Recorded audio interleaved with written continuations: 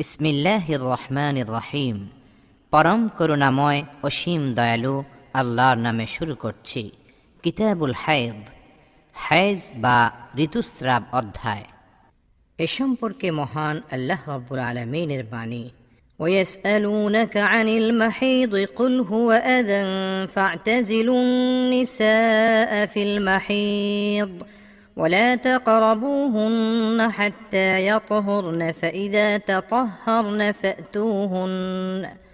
فَأْتُوهُنَّ مِنْ حَيْثُ أَمَرَكُمُ اللَّهُ إِنَّ اللَّهَ يُحِبُّ التَّوَّابِينَ وَيُحِبُّ الْمُتَطَهِّرِينَ।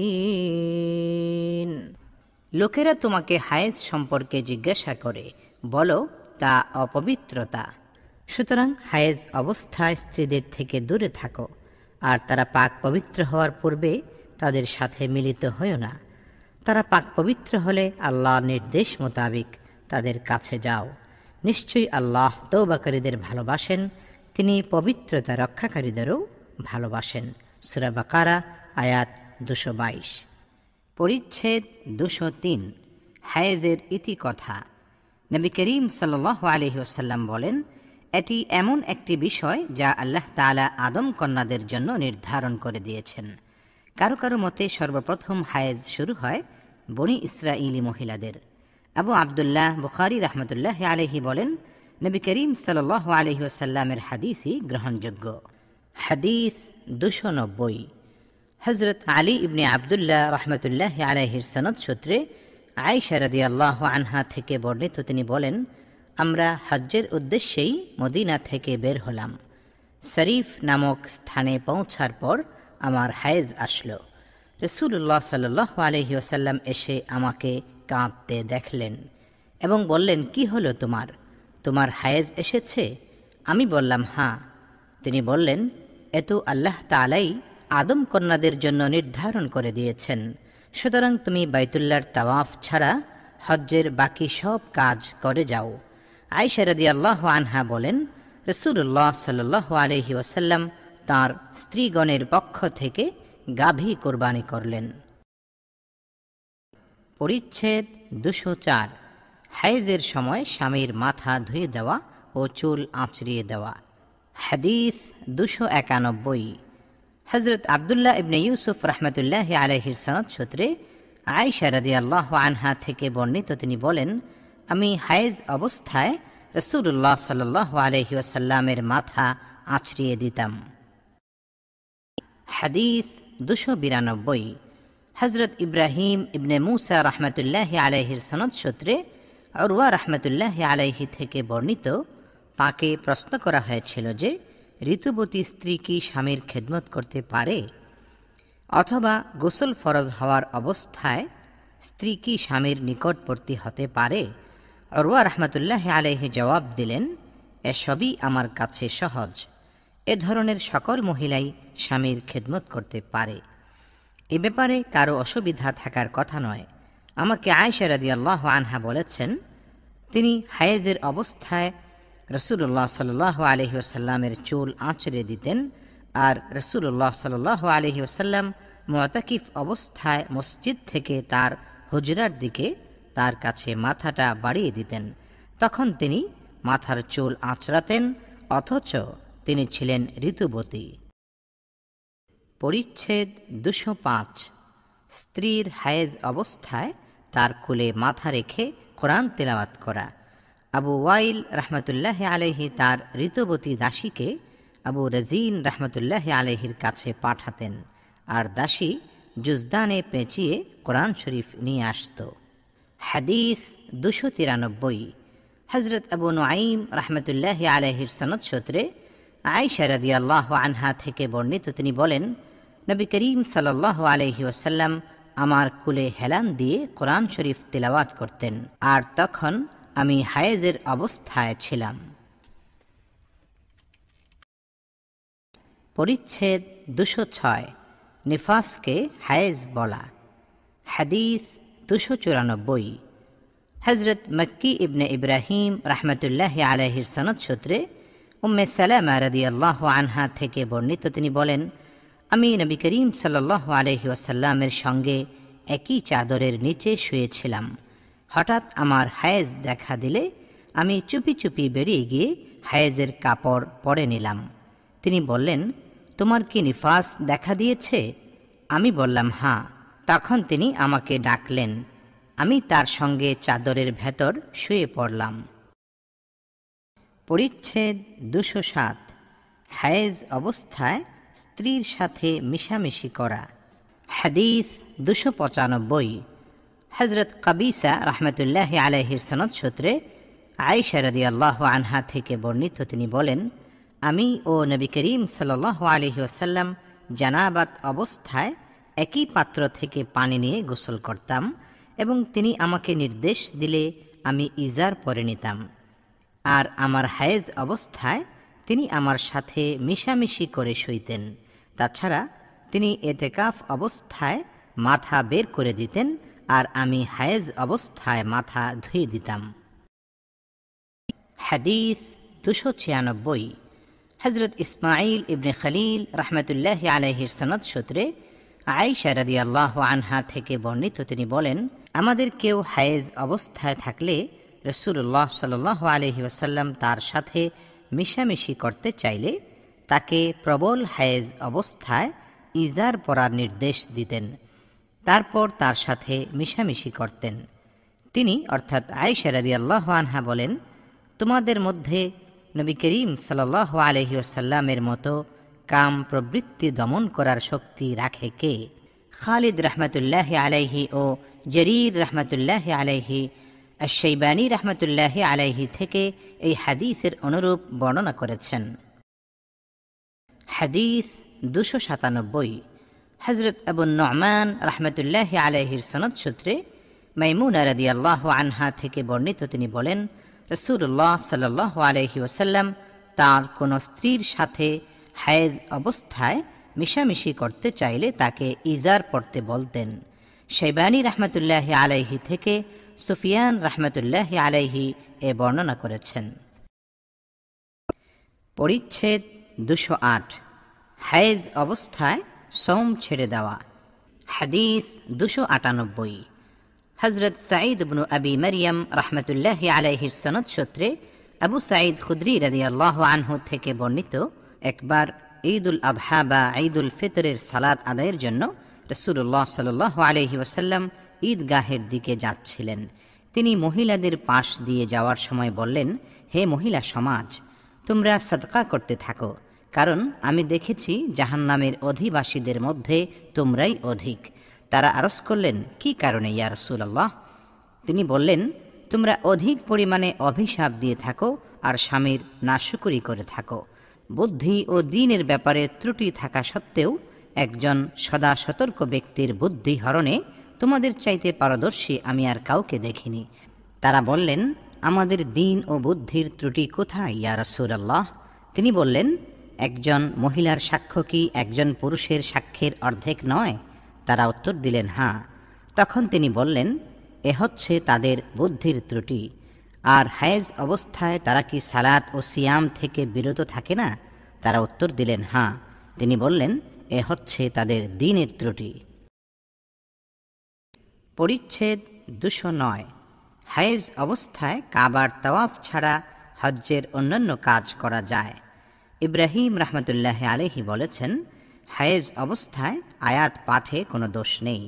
হযরত ইবনে আব্বাস রাদিয়াল্লাহু আনহুমা জুনুবির জন্য কোরআন পাঠে কোনো দোষ মনে করতেন না। নবী করিম সাল্লাল্লাহু আলাইহি ওয়াসাল্লাম সর্বাবস্থায় আল্লাহর জিকির করতেন। উম্মে আতিয়া রাদিয়াল্লাহু আনহা বলেন, ঈদের দিন হায়েজ অবস্থায় মহিলাদের বাইরে নিয়ে আসার জন্য আমাদের বলা হতো, যাতে তারা পুরুষদের সাথে তাকবীর বলে ও দোয়া করে।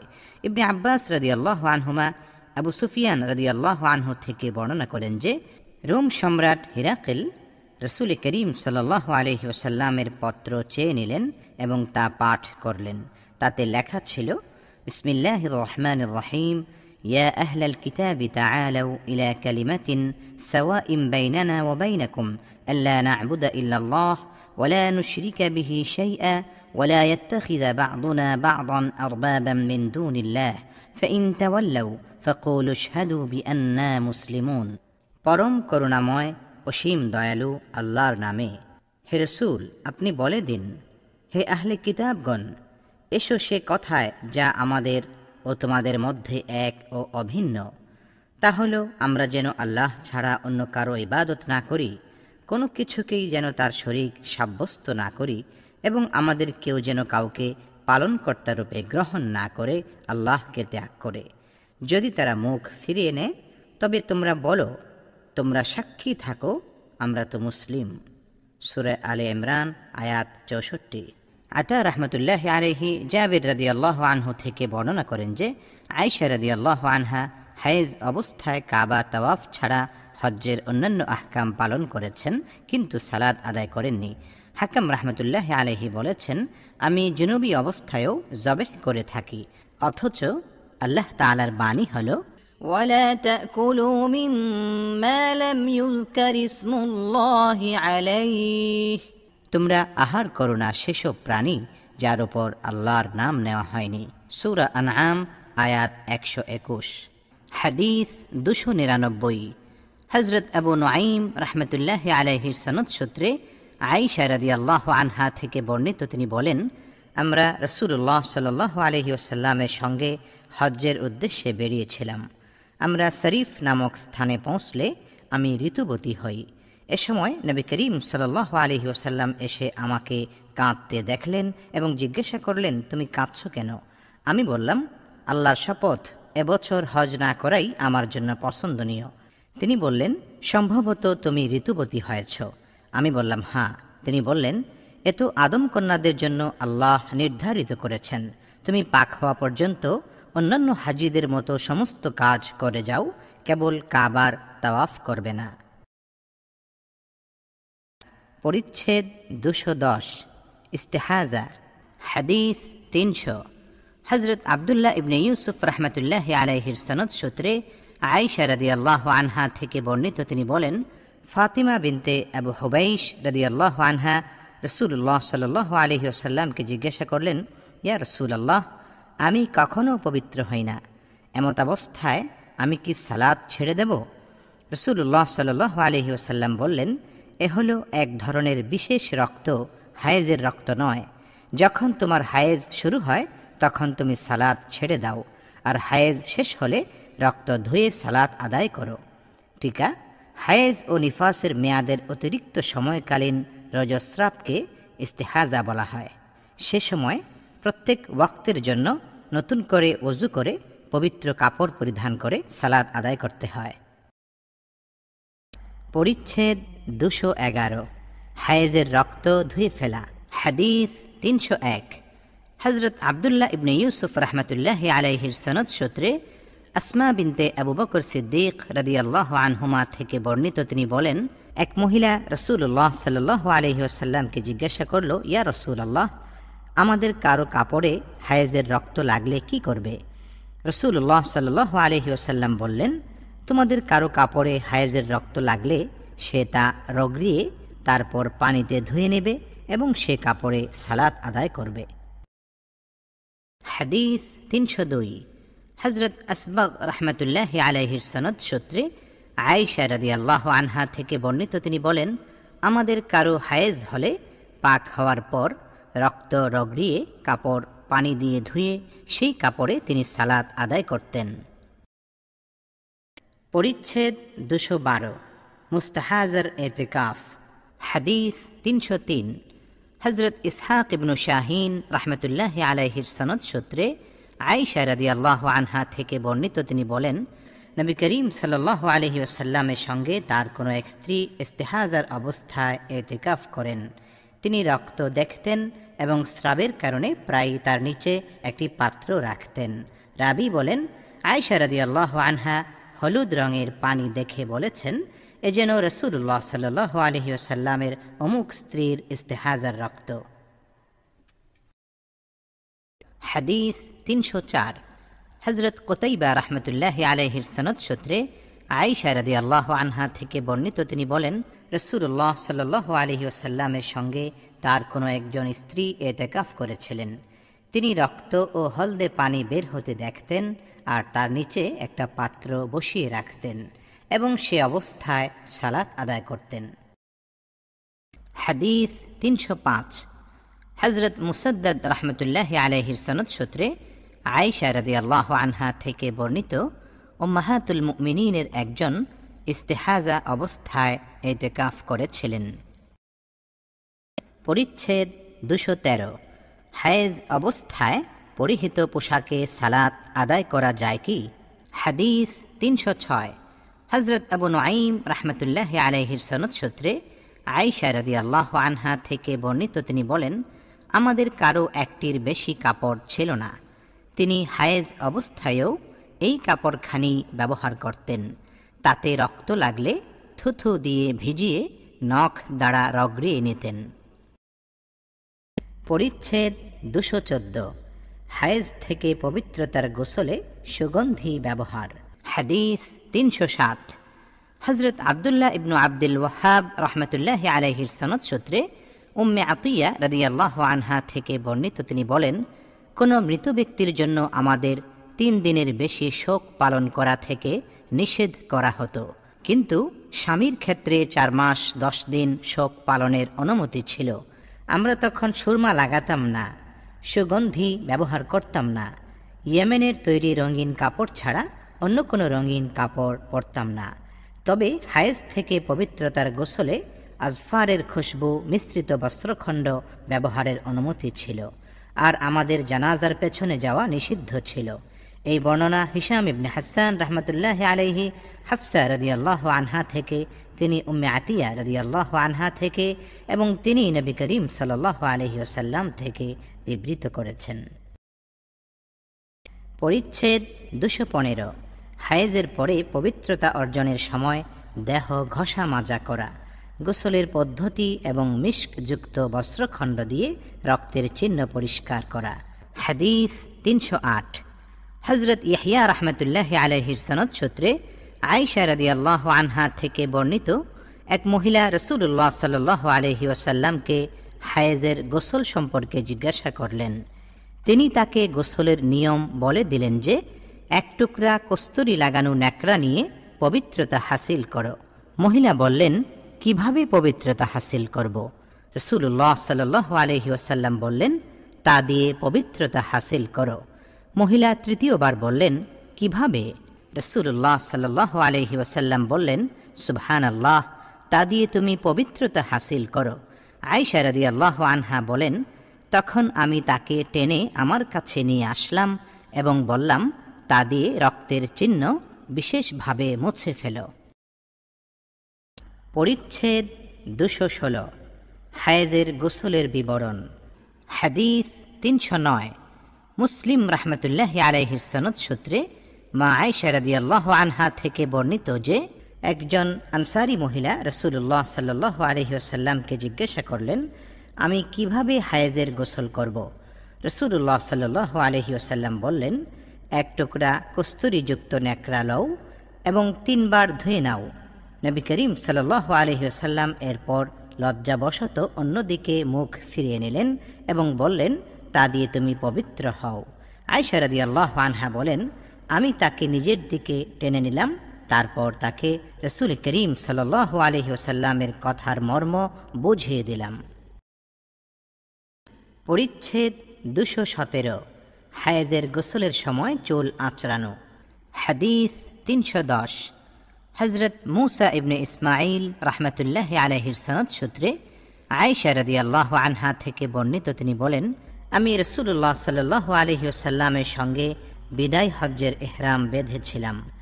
আমিও তাদেরই একজন ছিলাম যারা তামাত্তু অর্থাৎ একই সফরে হজ ও উমরা করার নিয়ত করেছিল এবং সঙ্গে কুরবানির পশু নেয়নি। তিনি বলেন, তার হায়েজ শুরু হয় আর আরাফার রাত পর্যন্ত তিনি পাক হননি।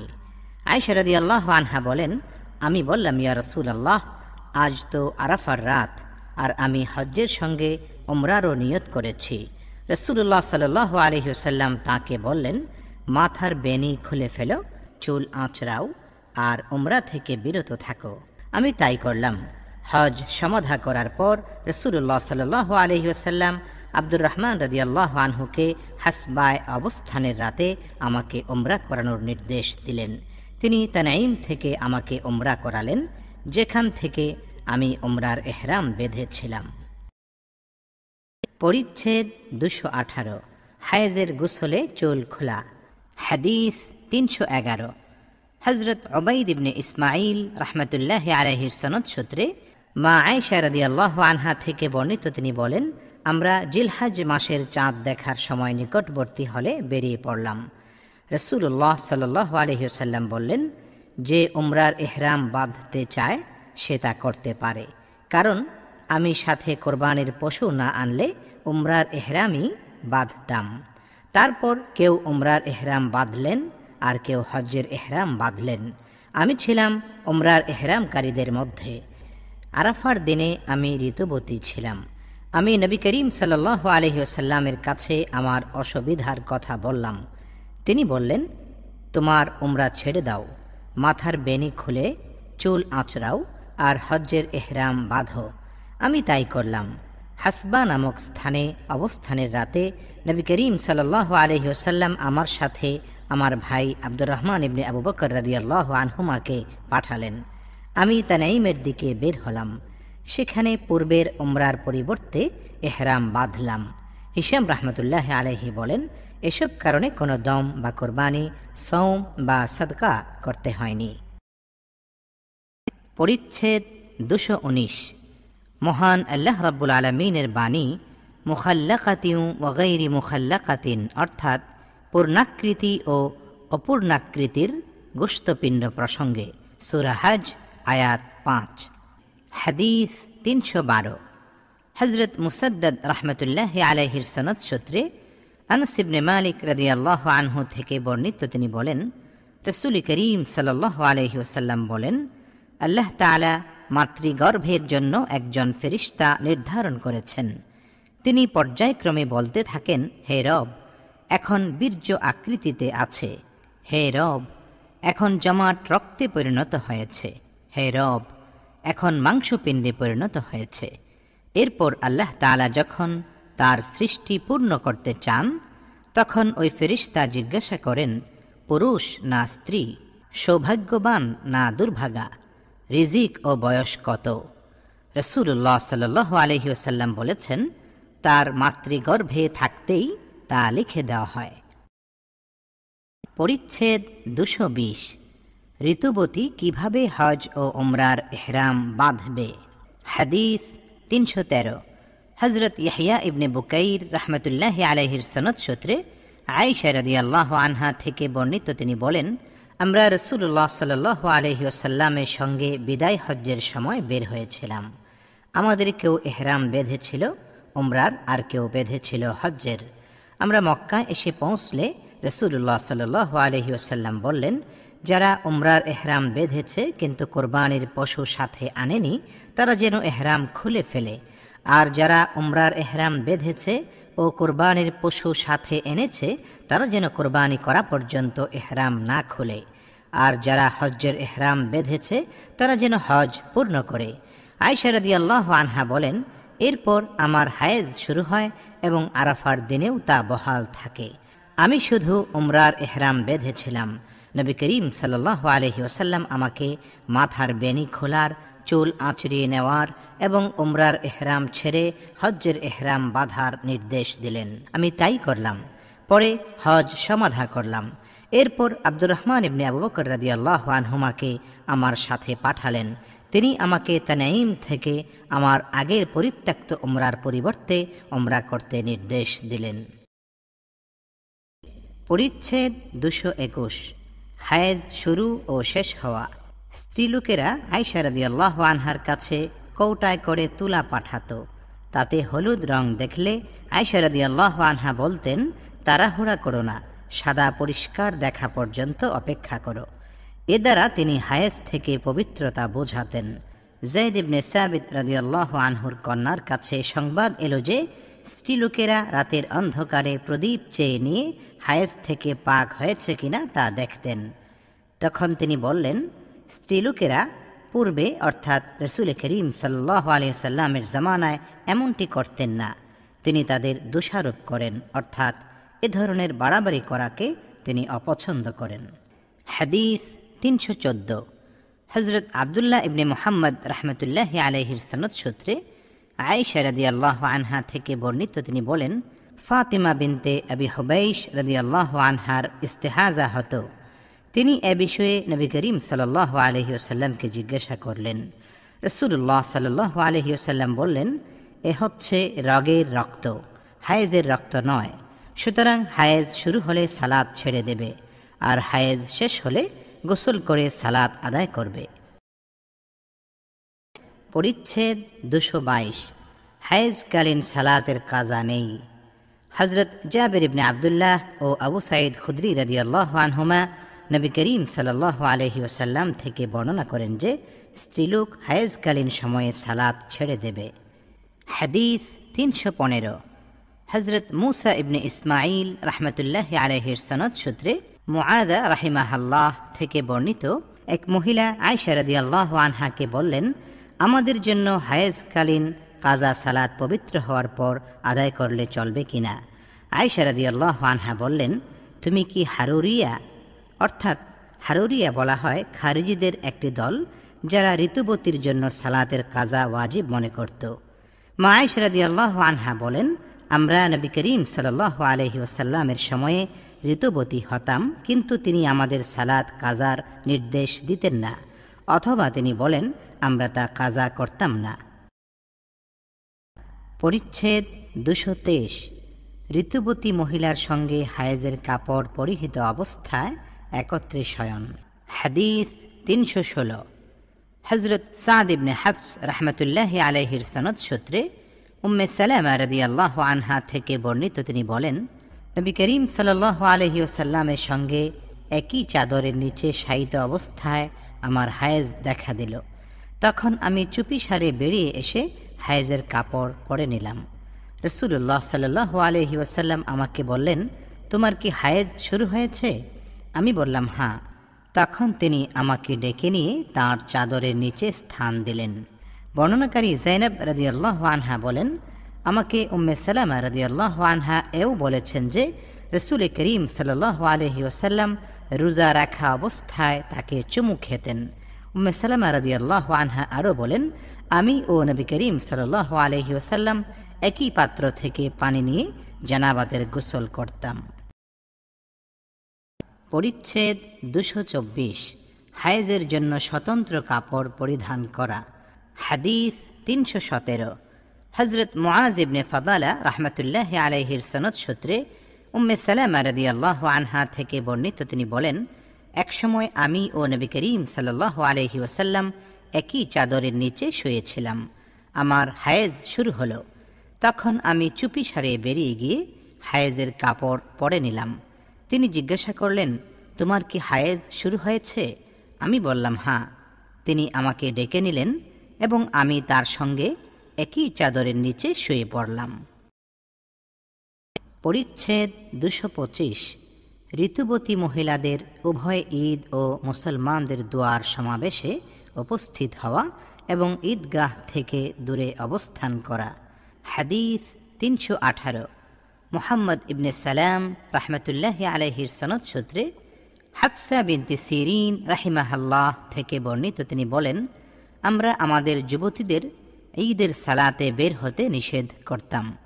এক মহিলা বনু খালাফের একটি মহলে এসে পৌঁছলেন এবং তিনি তার বোন থেকে বর্ণনা করলেন, তার ভগ্নিপতি নবী করিম সাল্লাল্লাহু আলাইহি ওয়াসাল্লামের সঙ্গে 12টি গাজওয়া বা যুদ্ধে অংশগ্রহণ করেছিলেন। তিনি বলেন, আমার বোনও তার সঙ্গে 6টি গাজওয়ায় শরিক হয়েছিলেন। সেই বোন বলেন, আমরা আহতদের পরিচর্যা ও অসুস্থদের সেবা করতাম। তিনি নবী করিম সাল্লাল্লাহু আলাইহি ওয়াসাল্লামকে জিজ্ঞাসা করলেন, আমাদের কারো ওড়না না থাকার কারণে বের না হলে কোনো অসুবিধা আছে কি? রাসূলুল্লাহ সাল্লাল্লাহু আলাইহি ওয়াসাল্লাম বললেন, তার সাথীর ওড়না তাকে পরিয়ে দেবে, যাতে সে ভালো মজলিস ও মুমিনদের দোয়ায় শরিক হতে পারে। যখন উম্মে আতিয়া রাদিয়াল্লাহু আনহা আসলেন, আমি তাকে জিজ্ঞাসা করলাম, আপনি কি নবী করিম সাল্লাল্লাহু আলাইহি ওয়াসাল্লাম থেকে এরূপ শুনেছেন? উত্তরে তিনি বললেন, আমার পিতা তার জন্য কোরবান হোক। হ্যাঁ, তিনি এরূপ বলেছিলেন। নবীর কথা আলোচিত হলেই তিনি বলতেন, আমার পিতা তার জন্য কোরবান হোক। আমি নবী করিম সাল্লাল্লাহু আলাইহি ওয়াসাল্লামকে বলতে শুনেছি যে যুবতী, পর্দানসীন ও ঋতুবতী মহিলারা বের হবে এবং ভালো স্থানে ও মুমিনদের দোয়ায় অংশগ্রহণ করবে। অবশ্য ঋতুবতী মহিলা ঈদগাহ থেকে দূরে থাকবে। হাফসা রাহিমাহাল্লাহ বলেন, আমি জিজ্ঞাসা করলাম, ঋতুবতীও কি বেরোবে? তখন উম্মে আতিয়া রাদিয়াল্লাহু আনহা বললেন, সে কি আরাফাতে ও অমুক অমুক স্থানে উপস্থিত হবে না? পরিচ্ছেদ 226। একই মাসে 3 হায়েজ হলে সম্ভাব্য হায়েজ ও গর্ভধারণের ব্যাপারে স্ত্রীলোকের কথা গ্রহণযোগ্য, কারণ আল্লাহ রাব্বুল আলামিনের ঘোষণা রয়েছে, ولا يحل لهن أن يكتمن ما خلق الله في أرحامهن। মহিলাদের গর্ভে আল্লাহ যা সৃষ্টি করেছেন সে বিষয়টি গোপন করা তাদের পক্ষে বৈধ নয়। সূরা বাকারা আয়াত 228। হযরত আলী রাদিয়াল্লাহু আনহু ও শুরাইহ রাহমাতুল্লাহি আলাইহি থেকে বর্ণিত, যদি মহিলার নিজ পরিবারের দিনদার কেউ সাক্ষ্য দেয় যে এ মহিলা মাসে 3 বার ঋতুবতী হয়েছে, তবে তার কথা গ্রহণযোগ্য হবে। আতা রাহমাতুল্লাহি আলাইহি বলেন, মহিলার হায়েজের দিন গণনা করা হবে তার পূর্ব অভ্যাস অনুযায়ী। ইব্রাহিম রাহমাতুল্লাহি আলাইহি ও অনুরূপ বলেছেন। আতা রাহমাতুল্লাহি আলাইহি আরও বলেন, হায়েজ 1 দিন থেকে 15 দিন পর্যন্ত হতে পারে। মুতামির তার পিতা থেকে বর্ণনা করেন, তিনি বলেছেন, আমি ইবনে সিরিন রাহমাতুল্লাহি আলাইহিকে এমন মহিলা সম্পর্কে জিজ্ঞাসা করলাম যে তার পূর্ব অভ্যাস অনুযায়ী হায়েজের 5 দিন পূর্ণ হওয়ার পরেও রক্ত দেখে। তিনি জবাবে বললেন, এ ব্যাপারে মহিলারা ভালো জানে। টিকা, বিভিন্ন হাদিসের আলোকে ইমাম আবু হানিফা রাহমাতুল্লাহি আলাইহির মত হল হায়েজের মুদ্দত কমপক্ষে 3 দিন এবং ঊর্ধ্বে 10 দিন। হাদিস 319। হযরত আহমদ ইবনে আবি রাজা রাহমাতুল্লাহি আলাইহির সনদ সূত্রে আয়েশা রাদিয়াল্লাহু আনহা থেকে বর্ণিত, তিনি বলেন, ফাতিমা বিনতে আবি হুবাইশ রাদিয়াল্লাহু আনহা নবী করিম সাল্লাল্লাহু আলাইহি ওয়াসাল্লামকে জিজ্ঞাসা করলেন, আমার ইস্তেহাজা হয়েছে এবং পবিত্র হচ্ছি না, আমি কি সালাত ছেড়ে দেব? রাসূল করিম সাল্লাল্লাহু আলাইহি ওয়াসাল্লাম বললেন, না, এ হলো রগ নির্গত রক্ত, তবে এরূপ হওয়ার আগে যতদিন হায়েজ হতো সে কয়দিন সালাত অবশ্যই ছেড়ে দাও, তারপর গোসল করে নেবে ও সালাত আদায় করবে। পরিচ্ছেদ 227। হায়েজের দিনগুলো ছাড়া হলুদ এবং মেটে রং দেখা। হাদিস 320। হযরত কুতাইবা ইবনে সাঈদ রাহমাতুল্লাহি আলাইহির সনদ সূত্রে উম্মে আতিয়া রাদিয়াল্লাহু আনহা থেকে বর্ণিত, তিনি বলেন, আমরা মেটে ও হলুদ রং হায়েজের মধ্যে গণ্য করতাম না। পরিচ্ছেদ 228। ইস্তেহাজার শিরা। হাদিস 321। হযরত ইব্রাহিম ইবনে মুনজির আল হিজামি রাহমাতুল্লাহি আলাইহির সনদ সূত্রে নবী পত্নী আয়েশা রাদিয়াল্লাহু আনহা থেকে বর্ণিত, তিনি বলেন, উম্মে হাবিবা রাদিয়াল্লাহু আনহা 7 বছর পর্যন্ত ইস্তেহাজাগ্রস্তা ছিলেন। তিনি এ ব্যাপারে রাসূলুল্লাহ সাল্লাল্লাহু আলাইহি ওয়াসাল্লামকে জিজ্ঞাসা করলেন। তিনি তাকে গোসলের নির্দেশ দিলেন এবং বললেন, এ হচ্ছে শিরা নির্গত রক্ত। এরপর উম্মে হাবিবা রাদিয়াল্লাহু আনহা প্রতি সালাতের জন্য গোসল করতেন। টিকা, প্রকৃতপক্ষে মুস্তাহাজার জন্য প্রতি সালাতে গোসল ওয়াজিব নয়, তবে তিনি হয়তো নিজ ধারণায় গোসল করা প্রয়োজন মনে করেছিলেন অথবা রোগের প্রকোপ কমার জন্য এরূপ করেছিলেন। পরিচ্ছেদ 229। তাওয়াফে জিয়ারতের পর স্ত্রীলোকের হায়েজ শুরু হলে। হাদিস 322। হযরত আব্দুল্লাহ ইবনে ইউসুফ রাহমাতুল্লাহি আলাইহির সনদ সূত্রে নবী করিম সাল্লাল্লাহু আলাইহি ওয়াসাল্লামের পত্নী আয়েশা রাদিয়াল্লাহু আনহা থেকে বর্ণিত, তিনি রাসূলুল্লাহ সাল্লাল্লাহু আলাইহি ওয়াসাল্লামকে জিজ্ঞাসা করলেন, ইয়া রাসূলুল্লাহ, সাফিয়া বিনতে হুয়াই রাদিয়াল্লাহু আনহা তার হায়েজ শুরু হয়েছে। তিনি বললেন, সে তো আমাদেরকে আটকিয়ে রাখবে, সে কি তোমাদের সঙ্গে তাওয়াফে জিয়ারত করেনি? তারা জবাব দিলেন, হ্যাঁ করেছেন। তিনি বললেন, তাহলে বের হও। হাদিস 323। হযরত মুআল্লা ইবনে আসাদ রাহমাতুল্লাহি আলাইহির সনদ সূত্রে আব্দুল্লাহ ইবনে আব্বাস রাদিয়াল্লাহু আনহুমা থেকে বর্ণিত, তিনি বলেন, তাওয়াফে জিয়ারাতের পর মহিলার হায়েজ হলে তার চলে যাওয়ার অনুমতি রয়েছে। এর আগে হযরত ইবনে ওমর রাদিয়াল্লাহু আনহুমা বলতেন সে যেতে পারবে না। তারপর তাকে বলতে শুনেছি যে সে যেতে পারে, কারণ রাসূলুল্লাহ সাল্লাল্লাহু আলাইহি ওয়াসাল্লাম তাদের জন্য যাওয়ার অনুমতি দিয়েছিলেন। পরিচ্ছেদ 230। ইস্তেহাজাগ্রস্তা নারীর পবিত্রতা দেখা। ইবনে আব্বাস রাদিয়াল্লাহু আনহুমা বলেন, মুস্তাহাজা দিনের কিছু সময়ের জন্য হলেও পবিত্রতা দেখলে গোসল করবে ও সালাত আদায় করবে, আর সালাত আদায় করার পর তার স্বামী তার সাথে মিলিত হতে পারে, কারণ সালাতের গুরুত্ব অত্যাধিক। হাদিস 324। হযরত আহমদ ইবনে ইউনুস রাহমাতুল্লাহি আলাইহির সনদ সূত্রে আয়েশা রাদিয়াল্লাহু আনহা থেকে বর্ণিত, তিনি বলেন, রাসূলুল্লাহ সাল্লাল্লাহু আলাইহি ওয়াসাল্লাম বলেছেন, হায়েজ দেখা দিলে সালাত ছেড়ে দাও, আর হায়েজের সময় শেষ হয়ে গেলে রক্ত ধুয়ে নাও এবং সালাত আদায় করো। পরিচ্ছেদ 231। নিফাস অবস্থায় মৃত স্ত্রীলোকের সালাতে জানাজা ও তার পদ্ধতি। হাদিস 325। হযরত আহমদ ইবনু আবি সুরাইজ রাহমাতুল্লাহি আলাইহির সনদ সূত্রে সামুরা ইবনে জুনদুব রাদিয়াল্লাহু আনহু থেকে বর্ণিত, তিনি বলেন, একজন প্রসূতি মহিলা মারা গেলে নবী করিম সাল্লাল্লাহু আলাইহি ওয়াসাল্লাম তার জানাজা পড়লেন। সালাতে তিনি মহিলার দেহের মাঝ বরাবর দাঁড়িয়েছিলেন। পরিচ্ছেদ 232। শিরোনামবিহীন। হাদিস 326। হযরত হাসান ইবনে মুদরিক রাহমাতুল্লাহি আলাইহির সনদ সূত্রে আব্দুল্লাহ ইবনে শাদ্দাদ রাদিয়াল্লাহু আনহু থেকে বর্ণিত, তিনি বলেন, আমি আমার খালা নবী করিম সাল্লাল্লাহু আলাইহি ওয়াসাল্লামের পত্নী মাইমুনা রাদিয়াল্লাহু আনহা থেকে শুনেছি যে তিনি হায়েজ অবস্থায় সালাত আদায় করতেন না। তখন তিনি রাসূলুল্লাহ সাল্লাল্লাহু আলাইহি ওয়াসাল্লামের সালাতের সিজদার জায়গায় সোজাসুজি শুয়ে থাকতেন। নবী করিম সাল্লাল্লাহু আলাইহি ওয়াসাল্লাম তাঁর চাটায়ে সালাত আদায় করতেন। সিজদা করার সময় তার কাপড়ের অংশ আমার গায়ে লাগত।